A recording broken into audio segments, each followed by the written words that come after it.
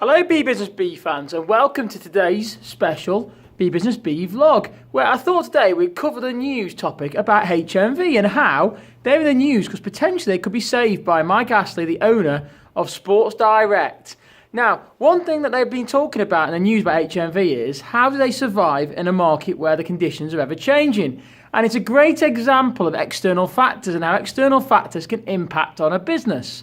For example, the UK music industry market, so the retail market for music in the UK is the fourth largest, and it's worth £690 million, so it's quite substantial. And if we go over here and have a look at this chart that I've got and I've printed off for you, you can see the decline obviously over a period of time where it's been going down. So you can see the decline there. So if you look over there, oh, I think my new gimbal there is getting a bit confused, but look at the decline there. It's been dropping off, it's halved.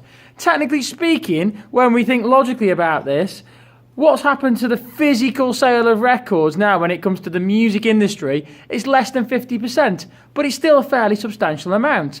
And that could be why somebody is looking to purchase HMV.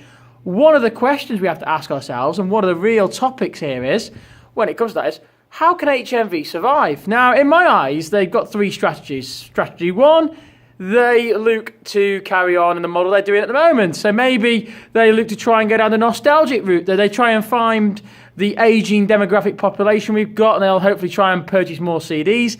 They maybe don't want to use Spotify, for example. They maybe just want to look at demographic change, aging population. Let's try and focus on them in the core market at the moment.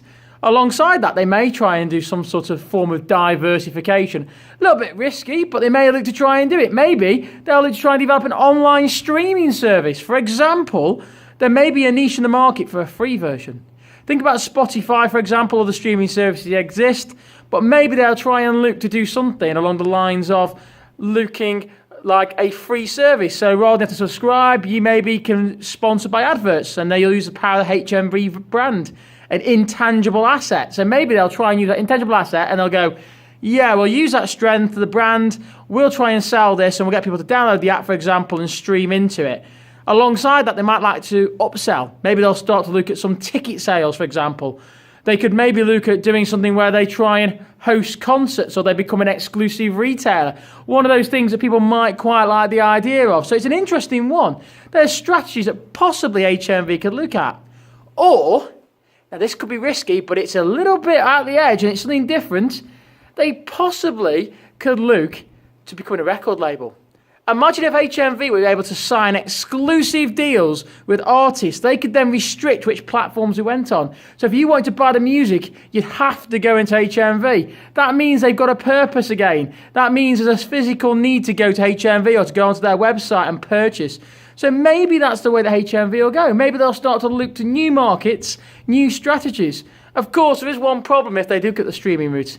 They haven't got first mover advantage. People like Spotify, even YouTube, Apple Music are already there. So there's things that they've got to consider.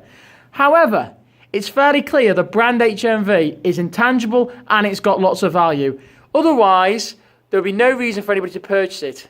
The purchaser, obviously, at the moment, has been talked about Sports Direct owner Mike Astley. He must have a reason why he thinks it'll fit in there. They're my ideas when it comes to how I think HMV can survive. But there's probably plenty more strategies out there, much better ones than what I'm coming up with so far. But one thing I'd like you to think about here is external factors and how it impacts on business.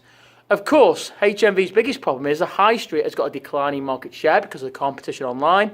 And throwing in top of that, you've got business rates are expensive and you've got the car parking issues getting into town centres. All factors that need to be considered when you think about the challenges facing a brand like HMV. But it's possible. Look at how I link so much business into that little BeeBusinessBee vlog there. All possible to do when you think critically about it. And that's what I want you to start doing when you think about business, linking it all together. And remember, until next time, keep buzzing.